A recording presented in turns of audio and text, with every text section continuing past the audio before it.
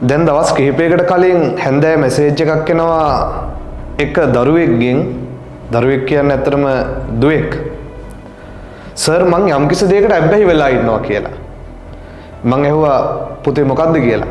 ඇත්තටම බලාපොරොත්තු වුණේ සාමාන්‍යයෙන් එක්ක නැත්තම් ඔය මොනවා හරි මද්ද්‍රව්‍ය මොනවාට හරි ඇබ්බැහි වෙලා හරි නැත්තම් වෙන දෙයකට මොනවා හරි වෙලා කියලා.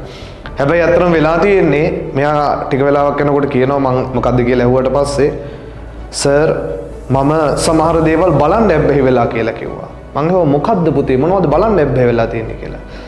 ඊට පස්සේ මට කියනවා සර් මම අසභ්‍ය දර්ශන තියෙන දේවල් බලන්න ඇබ්බැහි වෙලා ඉන්නේ කියලා කිව්වා. මට ඇත්තටම කර කියා ගන්න දෙයක් නැහැ. මට හිතා ගන්න බෑ මම මොකද්ද මේකට දෙන උත්තරේ කියලා. මොකද මමත් ගුරුවරයෙක්. ඊට පස්සේ සමහර වෙලාවට මේකෙන් මාවත් අපහසුතාවයට පත් කරන්නද නැත්නම් වෙනත් කෙනෙක්ගේ මඟ පෙන්වීමකින් මෙහෙම දෙයක් වෙනවාද මට හිතා ගන්න බැරුව ගියා. මම මොකද්ද මේකට උත්තර දෙන්නේ කියලා.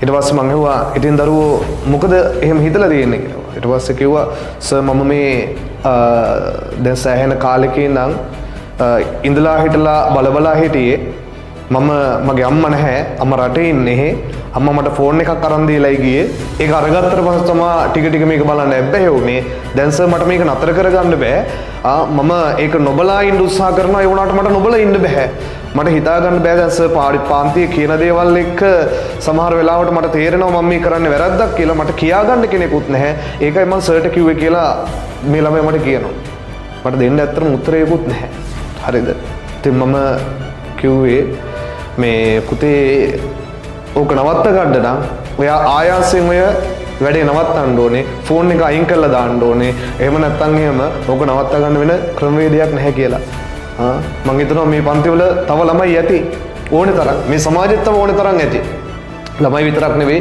වැඩිහිටියෝ ඕක ඇත්තටම මහා කරුමයක් මොකද බලන්න ගත්තාම කුඩු ගහන්න ඇබ්බැහි වුණා වගේ තමයි මොකද ඔයා නොබලපයි නෙවෙයිනේ නේද නොබලපයි නෑනේ හැමෝම ඕව දැකලා ඇති කොහෙන් හරි ඒ වගේ මේක තනිකරම වසංගතයක් තනිකර මොකද තරුණ වයසේ හැංගීම් දැනීම් තියෙනවා ඊට පස්සේ මේව බලන්න ඇබ්බැහි වුණාම අන්තිමට මේව නැතුව බෑ අන්තිමේට තමන්ගේ කාලයේ ශ්‍රමය හැමදේම නාස්ති කරනවා කාලය නැති කරගෙන විනාශ කරගෙන මේව බලන්න හරිද ඉගෙන ගන්න ළමයින්ගේ සම්පූර්ණ මනස විකෘති වෙනවා ඒක නිසා කවදාවත් ඔයාලා නම් ඔයාට ඇබ්බැහි වෙන්න එපා ඇබ්බැහි වෙච්ච එකෙක් ඉන්නවා නම් එහෙම අම්මලා අප්පච්චිලාට ෆෝන් එක දීලා හරි කමන්නේ මාසයක් විතර පොඩ්ඩක් ඒක අයින් කරලා දාලා ඔළුව හදා ගන්න නැත්තම් එහෙම තනිකර වසංගතයක් හරිද මේවට ඇබ්බැහි වෙන්න එපා තමන්ගේ ලිංගික ජීවිතේ පවා අනාගතයේදී විනාශ වෙයි තමන්ගේ විවාහ ජීවිතේ වුණත් අනාගතයේදී විනාශ වෙයි ඒක නිසා හරි පරිස්සමෙන් මොකද ඒ තරම් මේක